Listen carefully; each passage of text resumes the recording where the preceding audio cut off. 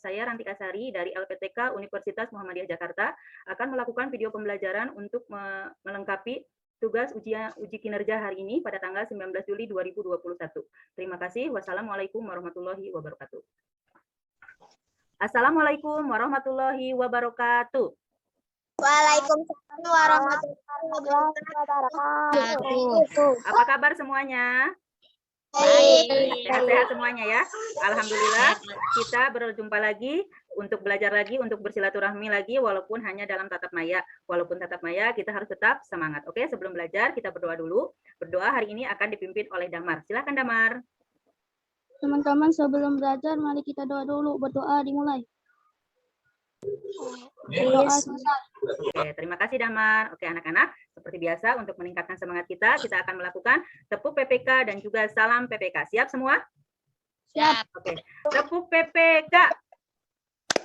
Religius, nasionalis, mandiri, gotong royong, integritas.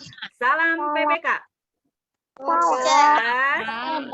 Berkarakter, menyenangkan, luar biasa, hebat. Oke, hebat semua ya. Oke, biar sama semangat kita akan menyanyikan lagu Garuda Pancasila. Nyanyikannya dengan yang gembira, jangan lemes-lemes, jangan leye-leye, yang semangat ya. Siap semua? Siap. Oke, 1, 2, 3. Garuda Pancasila, akulah pendukungmu. Patriot proklamasi, sedia berkorban untukmu. Pancasila dasar negara, rakyat adil makmur sentosa, pribadi bangsaku. Ayo maju, maju, ayo maju, ayo maju. Oke, pintar semua. Oke, hari ini ada yang nggak masuk? Atau masuk semua? Masuk semua kayaknya. Masuk semua ya, alhamdulillah ya, masuk semua ya. Tetap jaga kesehatan, tetap patuhi protokol kesehatan, tetap di rumah saja ya. Oke anak-anak, hari ini kita akan belajar tema 9, subtema 2, pembelajaran 5. Mata pelajarannya adalah Bahasa Indonesia, PPKN, dan juga IPS. Sebelum memasuki pembelajaran, coba Ibu mau tanya. Kalian masih ingat pembelajaran minggu yang lalu? Masih. Oke, minggu yang lalu kita belajar tentang apa? Bahasa iklan. Bahasa iklan, terus? Zat tunggal dan zat campuran, unsur-unsur iklan. Terus yang terakhir kita belajar tentang apa? Tangga nada pentatonis. Tangga nada pentatonis. Minggu yang lalu kita belajar bahasa iklan, unsur iklan, zat tunggal dan zat campuran, juga tangga nada pentatonis. Hari ini kita juga masih tetap membahas tentang iklan. Cuman hari ini yang akan kita bahas adalah jenis-jenis iklan.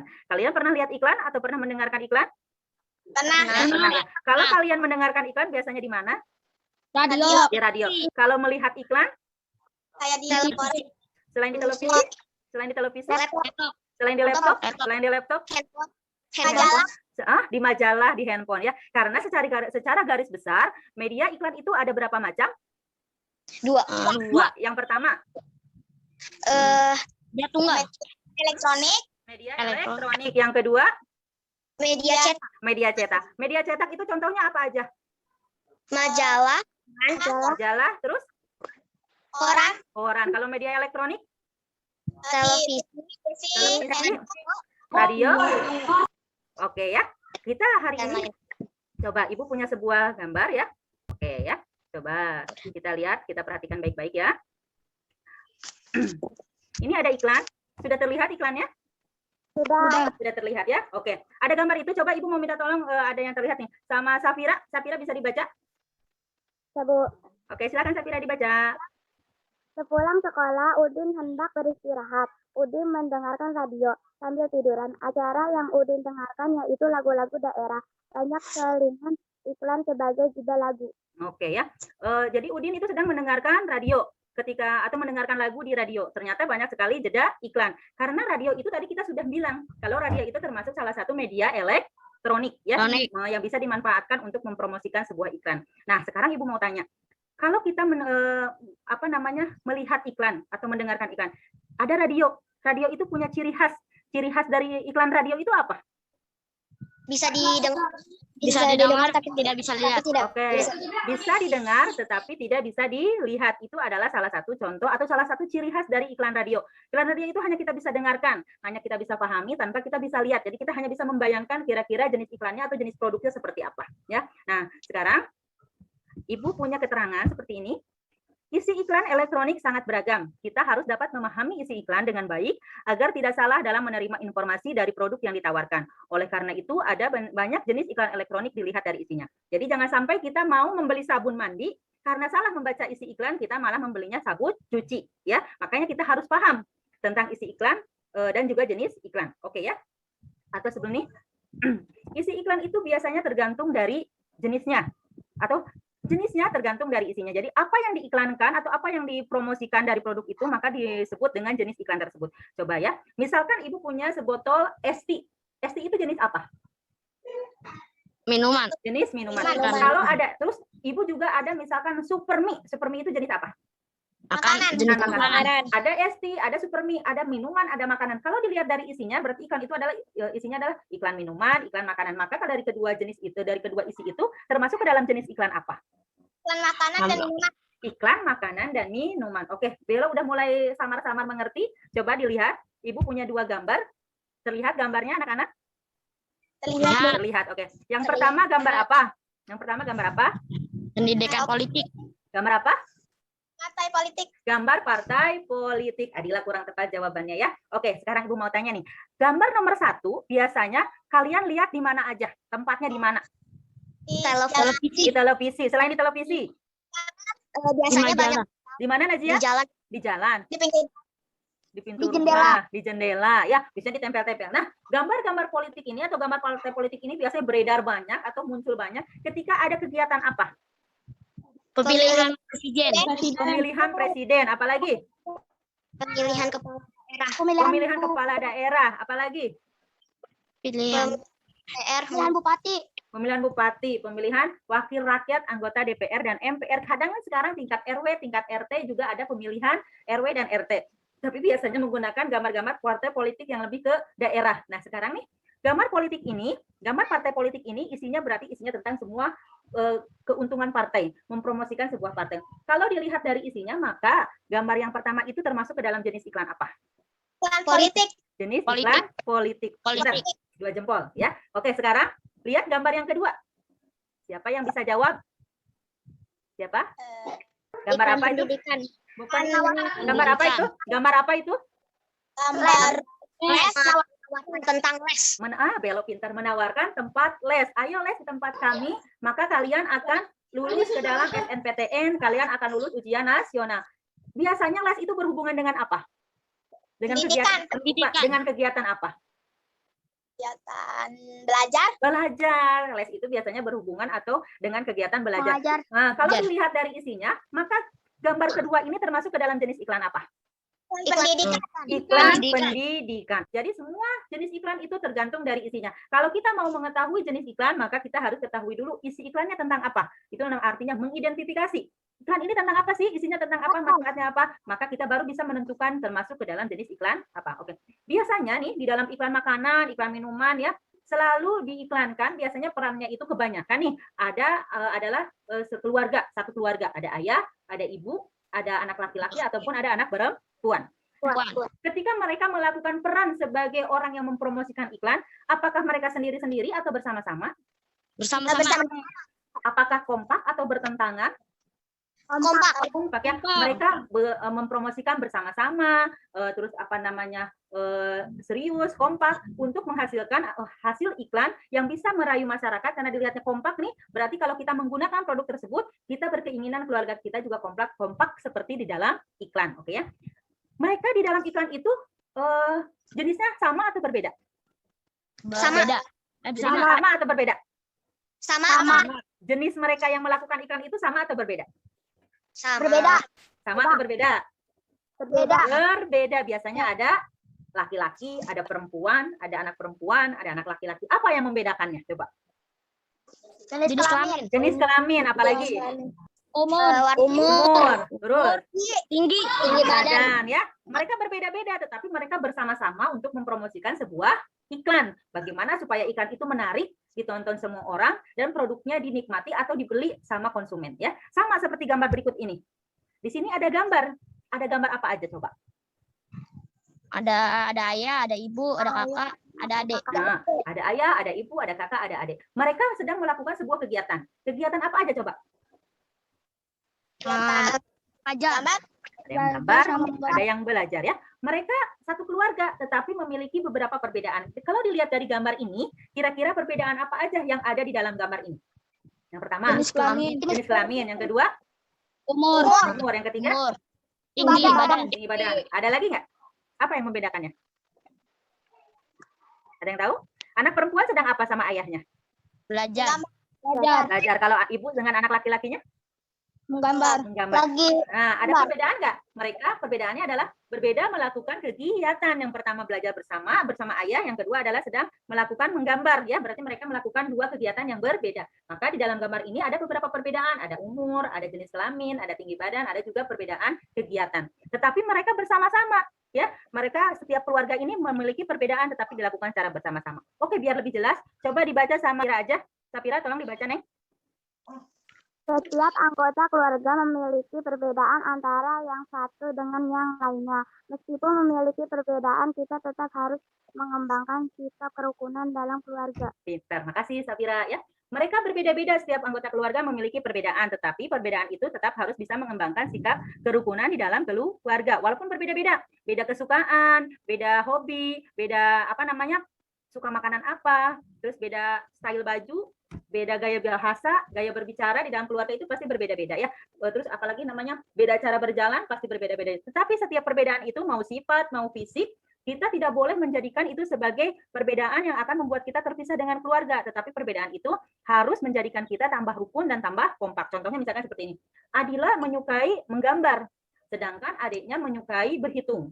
Dari kedua kegiatan yang berbeda ini, kalian bisa menjadikan satu kekompakan. Misalkan, karena Adila tidak suka berhitung, Adila boleh minta diajarin sama adiknya. Karena adiknya suka berhitung. Nah, karena adiknya Adila ini tidak suka berhitung, tidak suka menggambar, boleh diajarin sama Adila. Akhirnya perbedaan itu bisa menciptakan kerukunan. Mengerjakan sesuatunya secara bersama-sama. Padahal dengan dua jenis kegiatan yang berbeda. Coba ya. Ibu punya sebuah tulisan. Beberapa sikap yang harus dikembangkan. Kalian bisa mengembangkan sikap-sikap ini di rumah dengan tujuan untuk mengembangkan atau untuk menjaga kerukunan dan persatuan di dalam keluarga. Yang pertama, coba Panji, ada Panji? Ada, Bu. Coba dibaca Panji. Yang pertama apa Panji? Tidak mementingkan diri sendiri. Yang kedua? Saling menghormati dan menghargai. Yang ketiga? Tolong menolong dan saling bekerja sama. Oke, terima kasih Panji ya. Ada 3 sikap yang bisa kalian kembangkan di dalam rumah supaya kerukunan, kekompakan dalam keluarga itu selalu terjaga. Yang pertama adalah tidak boleh mementingkan diri sendiri, atau kata lainnya tidak boleh egois. Tidak boleh hanya orang harus menuruti keinginan kita, tapi kita juga harus mengikuti keinginan orang lain. Tidak hanya keputusan kita yang harus diambil, tetapi kita juga harus bisa mendengarkan keputusan dari anggota keluarga yang lain. Kita tidak boleh egois. Kita harus selalu bersama-sama. Yang kedua adalah kita harus saling menghormati dan menghargai. Jangan sampai mengganggu kebutuhan orang lain.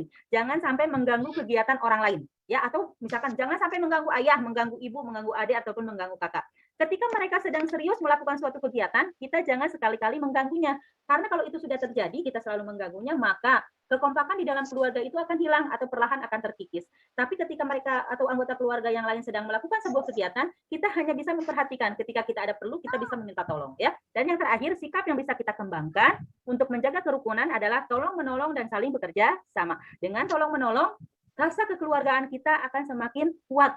Rasa persaudaraan kita akan semakin tertanam dengan kuat. Karena orang akan lebih suka ketika kita ada kebutuhan tertolong, apalagi dalam anggota keluarga. Contohnya nih, ibu lagi sibuk nih, lagi masak, lagi nyuci, adiknya nangis, kita tolong ibu dengan mengajak bermain adiknya, ya. Ataupun ibu, aduh tidak sempat ke warung, tolong dong belikan makanan ini, kita berangkat.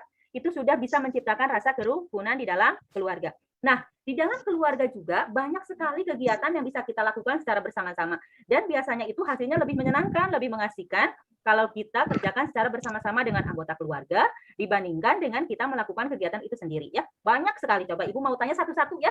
Coba dijawab satu-satu. Dimulai dari Najia. Najia ada? Najia? Ada. Oke, Najia bisa menyebutkan salah satu contoh yang kegiatan yang bisa kita lakukan secara bersama-sama dengan anggota keluarga. Apa Najia? Makan bersama. Makan bersama. Lebih enak makan bersama dengan keluarga dibandingkan dengan sendiri. Yang kedua, coba Leona, ada Leona? Ada. Oke, Leona, apa jawabannya Leona? Kira-kira kegiatan apa Leona? Beribadah bersama. Beribadah bersama. Oke, banyak sekali kegiatan di dalam rumah yang bisa kita ciptakan secara bersama-sama. Mengerjakan rumah bersama, membersihkan rumah, membereskan rumah secara bersama-sama. Manfaatnya selain kekompakan, pekerjaan rumah juga akan cepat selesai, ya. Misalkan terus ada PR, kita bisa melaksanakan belajar bersama. Oke nih, coba kita cocokkan dengan gambar ini. Samakah dengan sebutan yang kalian tadi sebutkan dengan contoh-contohnya? Yang pertama ini kegiatan apa? Piknik bersama. Piknik bersama. Yang kedua? Makan bersama. Makan bersama. Yang ketiga? Beribadah bersama. Yang keempat? Olahraga bersama. Yang kelima? Bersama. Yang terakhir? Bersama. Bermain bersama. Ternyata banyak sekali ya kegiatan yang bisa kita lakukan secara bersama-sama dengan keluarga, dan insya Allah itu akan selalu menciptakan rasa kerukunan, akan selalu menguatkan kasih sayang di antara sesama keluarga nih.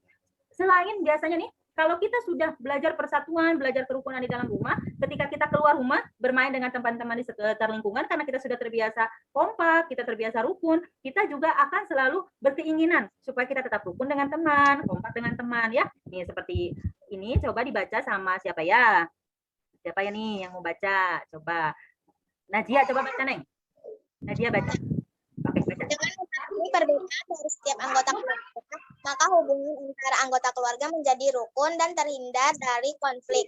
Jika sudah terbiasa kerukunan di rumah, maka kita akan terbiasa melakukannya di lingkungan yang lebih luas. Pintar, terima kasih ya Najia. Kalau kita sudah memahami perbedaan di dalam keluarga, kita suka menciptakan kerukunan dalam keluarga, kita akan terbiasa.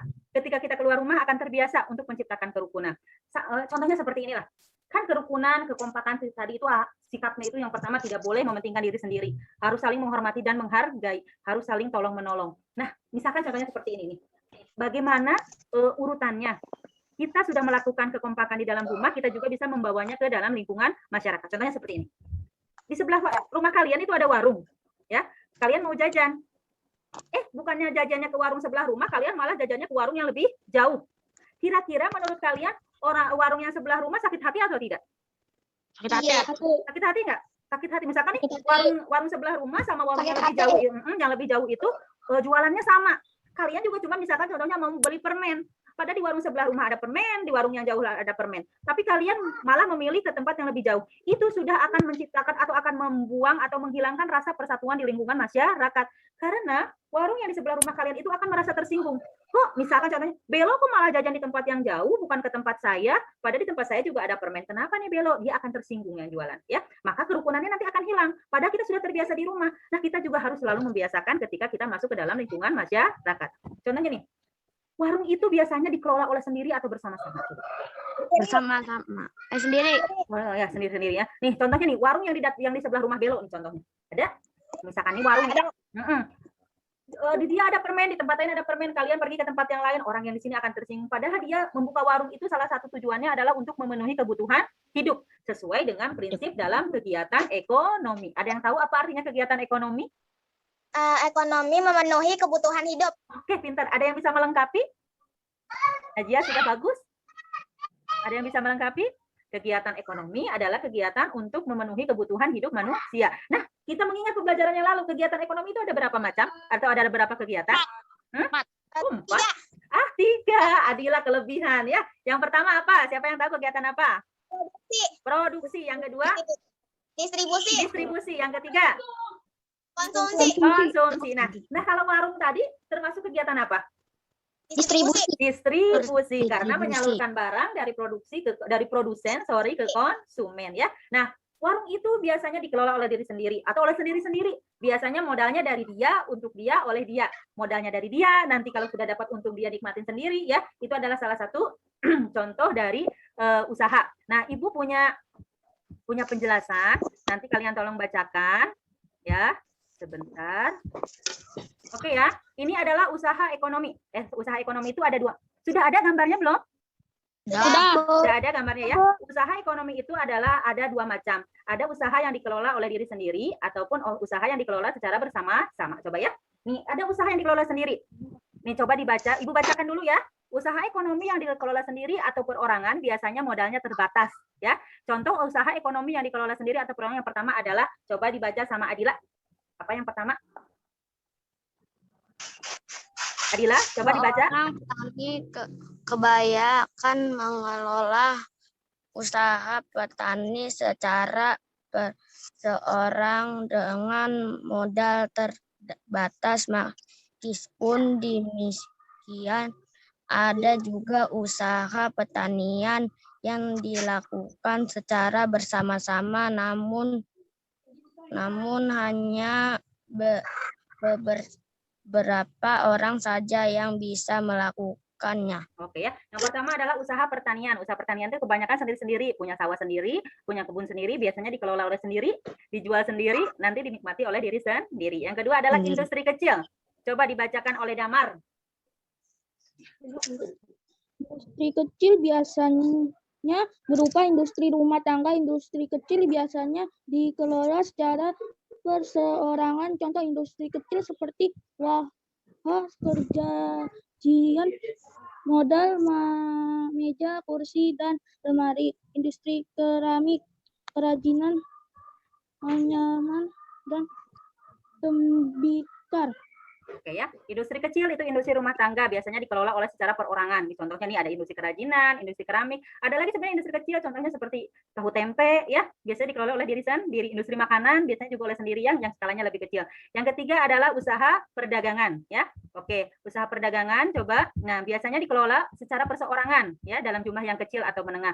Yang terakhir adalah usaha jasa. Banyak usaha jasa yang dikelola secara perseorangan. Contoh usaha jasa yang dikelola oleh perseorangan ada salon, ada bengkel, ada fotokopi, ada tukang cukur ya, ada tukang pijit. Ada di sekitar kalian tukang cukur? Ada. Ada ya. Ada tukang pijit, ada salon? Ada. Biasanya mereka melakukannya usahanya sendiri karena biasanya modalnya juga terbatas. Oke, sekarang ada usaha yang dikelola secara kelompok. Coba dibaca sama Najia, sama Safira aja. Safira, tolong dibaca, Neng. Yang mana, Bu? Usaha ekonomi yang dikelola secara kelompok. Usaha ekonomi yang kelompok secara berkelompok adalah usaha yang diajarkan secara bersama-sama, baik dalam hal modal pengolahan maupun dalam hal bagi hasil. Contoh usaha ekonomi yang dikelola kelompok secara bersama-sama antara lain. Oke ya. Usaha ekonomi yang dijalankan secara berkelompok itu adalah usaha yang dijalankan secara bersama-sama. Baik modalnya ataupun kegiatannya mereka melakukan bersama-sama. Yang pertama nih ada, coba Ibu bacakan saja tidak apa-apa ya. Ya. Yang pertama adalah firma. Firma adalah perusahaan yang didirikan sedikitnya oleh 2 orang ya. Firma ini biasanya orang-orang yang saling kenal, biasanya tetangga atau teman membuat sebuah firma ya. Setiap anggota bertindak atas nama firma, mempunyai hak dan tanggung jawab yang sama ya. Yang kedua ada namanya CV atau persekutuan komanditer, perusahaan yang didirikan oleh 1 orang pengusaha ya atau lebih. Biasanya modal CP ini berasal dari penanaman modal ya. CP itu seperti pabrik-pabrik ya. Kalau firma itu contohnya seperti misalkan ada kantor hukum. Pernah lihat nggak kalian tulisan notaris atau kantor advokat? Pernah lihat nggak? Pernah, Bu. Nah, kalau di jalan-jalan ya, kantor notaris, kantor advokat itu biasanya berbentuknya firma ya. Yang kedua ada komanditer, itu biasanya kebanyakan PT, pabrik-pabrik ya. Nah, yang ketiga ada perseroan terbatas. Perusahaan yang modalnya diperoleh dari penjualan saham. Jadi mereka mendapatkan modalnya dari penjualan saham. Biasanya nih, saham itu merupakan surat berharga. Biasanya dilakukan di bursa efek ya. Nah, PT juga sama dengan CP tadi, bentuknya bisa pabrik ya. Yang selanjutnya ada namanya BUMN. Ada yang tahu kepanjangan BUMN? Tahu, Bu, Badan Usaha Milik Negara. Badan Usaha Milik Negara, pintar belok. Ada yang tahu nggak contoh BUMN itu apa? Yang dikelola oleh negara. Pernah dengar nggak? Pertamina, keren ya. Pertamina adalah salah satu contoh BUMN ya negara Republik Indonesia karena dikelola oleh pemerintah, modalnya dari pemerintah, mengelola sumber daya alam yang ada di negara Indonesia lalu disalurkan ke masyarakat, dikelola modalnya juga dari pemerintah. Oke. Selanjutnya ada perusahaan daerah atau biasa terkenal kita dengan namanya BUMD. Ada yang tahu kepanjangan BUMD? Badan Usaha Milik Daerah. Badan Usaha Milik Daerah. Ada yang tahu contohnya seperti apa? Badan Usaha Milik Daerah ada yang tahu? Biasanya ada pengairan, ya, ada terus tol, pintu tol itu ya, pajak-pajaknya biasanya dikelola oleh daerah. biasanya kepentingan badan usaha milik daerah itu nanti hasilnya atau manfaatnya dimanfaatkan untuk daerah itu sendiri, berbeda dengan BUMN, hasilnya dinikmati oleh seluruh warga negara masyarakat Indonesia, sedangkan BUMD hasilnya dinikmati oleh daerah itu sendiri ya. Nah, banyak sekali macam-macam BUMN ataupun BUMD ya. Nah, yang terakhir ada namanya koperasi. Koperasi merupakan salah satu kegiatan atau usaha ekonomi. Koperasi itu biasanya mempunyai slogan dari anggota untuk anggota oleh anggota. Nah, mungkin kalian pernah dengar koperasi itu punya ciri khas, yaitu mempunyai sebuah asas. Ada yang tahu asas dari koperasi? Ada yang tahu? Nggak tahu ya? Belum tahu. Oke, Ibu kasih tahu ya. Asas koperasi itu adalah asas kekeluargaan. Jadi mereka modalnya, keuntungannya dibagi rata berdasarkan kekeluargaan. Koperasi itu banyak jenisnya ya. Yang terkecil di sekitar lingkungan kita biasanya itu ada koperasi sekolah. Mereka biasanya menjual peralatan sekolah. Ada lagi koperasi tahu tempe. Ada lagi koperasi simpan pinjam. Banyak sekali jenis-jenis koperasi ya. Bisa kalian nanti lihat di sekitar rumah kalian pasti ada banyak koperasi-koperasi yang dilakukan oleh warga masyarakat di lingkungan kalian. Oke. Ada yang mau ditanyakan nih dari pembelajaran awal sampai ini, sampai pelajaran tentang usaha ekonomi? Ada yang mau ditanyakan? Tidak. Sudah paham semua? Ya, Sudah paham. Oke, kalau sudah paham nih, nanti setelah pembelajaran ini kalian akan melakukan kegiatan, yaitu kalian akan melakukan kegiatan evaluasi ya. Evaluasinya berbentuk LKPD atau yang biasa kalian kenal dengan namanya LKS. Kalian akan melakukan 2 kegiatan untuk melakukan kegiatan evaluasi ini, yaitu bahasa Indonesia dan juga IPS. Untuk kegiatan bahasa Indonesia, kalian akan mengamati 3 buah gambar kalian amati baik-baik. Soal LKS ini sudah Ibu kirim di WA Group ya. Kalian pahami, amati, terus kalian tulis termasuk jenis iklan apa. Kenapa disebut iklan tersebut? Karena isinya ini, itu seperti contohnya ya. Seperti tadi gambar politik disebut dengan iklan politik karena isinya berisi tentang gambar-gambar partai politik yang tugasnya adalah untuk mempromosikan tentang sebuah partai politik ya. Kalian lihat gambarnya, terus kalian identifikasi. Itu untuk tugas bahasa Indonesia. Untuk tugas IPS, kalian akan mencari informasi sebanyak-banyaknya mengenai jenis usaha yang dikelola sendiri ataupun yang dikelola bersama-sama. Kalau kalian menemukannya di media cetak, kalian gunting. Ya, terus kalian tempel di kertas HPS. Kalau kalian mendapatkannya di media elektronik seperti televisi, kalian bisa screenshot ya, terus di print, ditempel juga ke dalam kertas HPS, lalu dijilid membentuk sebuah clipping. Dikasih penjelasan sederhana, jangan lupa dikasih nama, dikasih kelas. Nanti dikumpulkan LKPD-nya clippingnya ke sekolah dengan perwakilan koordinator kelas. Kalau untuk pelajaran bahasa Indonesia tadi kalian cukup difoto aja ya, terus dikirim ke WA group. Nah, selanjutnya setelah kalian menyelesaikan membuat sebuah clipping, kalian akan melengkapi tabel ini sesuai dengan jenis usaha yang kalian temukan tadi. Paham semuanya? Paham semua? Oke, alhamdulillah kalau paham ya. Coba anak-anak, hari ini kita belajar apa aja sih? Belajar apa? Belajar apa? Hah? Kurang jelas saya. Partai politik. Kurang tepat Panji. Kita hari ini belajar apa? tentang iklan. Iklan. Yang kedua? Tentang apa ya? Yang kedua tentang apa? Partai politik.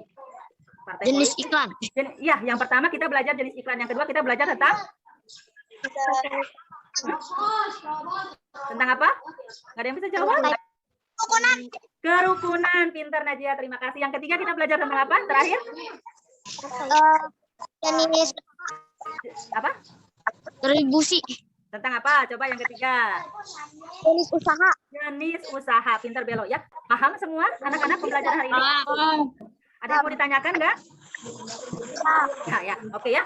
Ibu harap nih setelah pembelajaran ini kalian tetap belajar. Coba dibuka lagi bukunya. Kalian pelajari tema 9, subtema 2, pembelajaran 6. Bisa?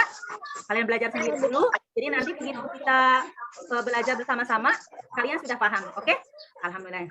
Nanti setelah pembelajaran ini Ibu tutup, Ibu akan kirim soal evaluasi, jumlahnya 10 soal. Ibu kirim di Google Classroom. Kalian isi, batasnya Ibu tunggu sampai jam 12 siang. Ya. Kalau tugas yang lain, kita tunggu sampai besok hari. Oke? Bisa semua? Siap semua? Oke ya, anak-anak, alhamdulillah kita sudah di ujung pembelajaran hari ini. Terima kasih waktunya, tetap jaga kesehatan, tetap jaga imun, tetap jaga semangat ya. Kita berdoa sama Allah, sama Tuhan Yang Maha Esa, semoga pandemi ini segera berakhir sehingga kita bisa belajar lagi bersama-sama di dalam kelas. Kita belajar lagi bertatap muka, bertemu dengan teman, bertemu dengan ibu ya. Kita berdoa sama Tuhan, sama Allah, cepat hilangkanlah pandemi ini. Setuju semua? Tujuh. Oke, terima kasih banyak Tujuh. anak-anak. Sehat selalu, bahagia selalu, dan semangat selalu. Terima kasih semuanya. Wassalamualaikum warahmatullahi wabarakatuh.